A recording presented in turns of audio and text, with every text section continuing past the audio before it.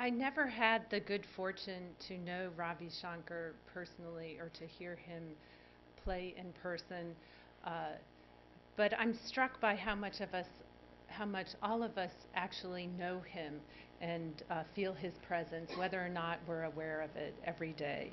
His influence on music at every level around the world, most especially in the United States, has been so profound that much of the music that we listen to today, whether classical or rock, you name it, it's all been shaped by his music.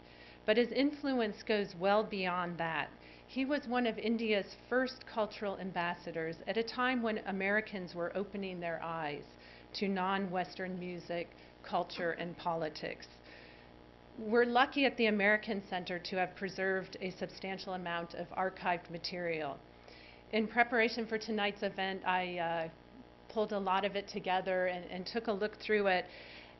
And it was remarkable how every article, every photo that we had just personified the incredible contribution that Ravi Shankar made to building strong U.S.-India ties.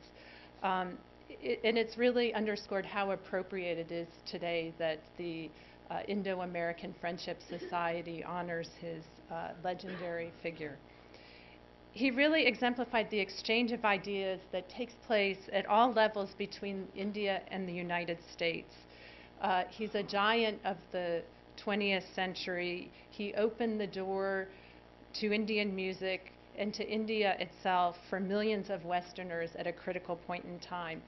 One of the pieces in our files was a U.S. Information Service news feature dated from February 14th, 1968. And I think it really best sums up his impact on students in describing a course that he taught at the City College of New York. What explains this tremendous interest in Ravi Shankar and his music, the article poses? We just love Indian music, explains one student. He is so great and so famous, and we feel we are a part of the world when we are with him.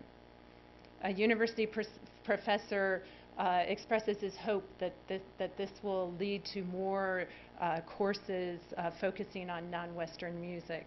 And the department chairman notes, with the world getting smaller as a result of modern communication, there is more of a cultural interchange, and we must get to know something of these other cultures. And he was really there at that moment when Americans looked up and said, we need to know more about the world. And we learned from him. It was remarkable at the time because some 200 students sat in and audited the course for no credit.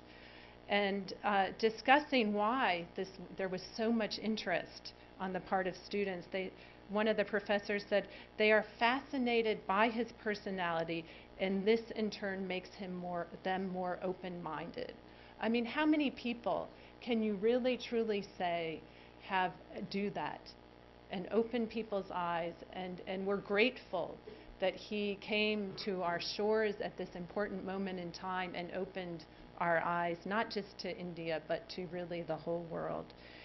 And his influence in his art form was just amazing. He was an innovator. We welcomed him to our shores as an innovator. We see how George Harrison was incredibly influenced by his work in the United States as well.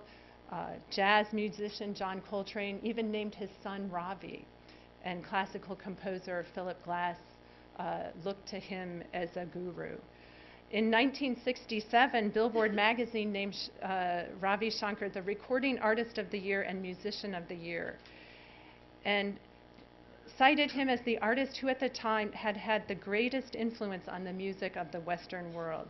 And Liberty Records issued a press release noting no other musician in the history of the world has ever had such a profound influence on international culture, religion, and even politics as has Indian sitarist Ravi Shankar. He lives on in our hearts, in our music, and in our friendship, and as well through that of his daughters, Nora Jones and Anushka Shankar, and both of whom are accomplished musicians. We take leave of one of the great ambassadors of all time, anywhere in the world, but lucky that he was, most importantly, an ambassador for India in the United States at an incredibly important time in our history. Thank you.